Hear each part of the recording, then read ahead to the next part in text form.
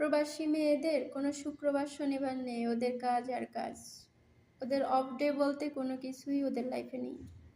নিজের দেশের মাটিতে শুক্রবার বা শনিবার মানিয়ে একটা ছুটির দিন, কিন্তু প্রবাসী জীবনে মেয়েদের লাইফে ছুটির দিন বলতে কিছু নেই।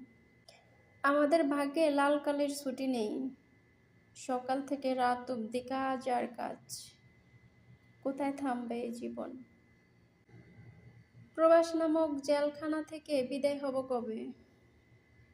আদৌ কি বিদায় আছে আমার কপালে? প্রত্যেকটা মেয়ে একই ভাবনায় থাকে হয়তো।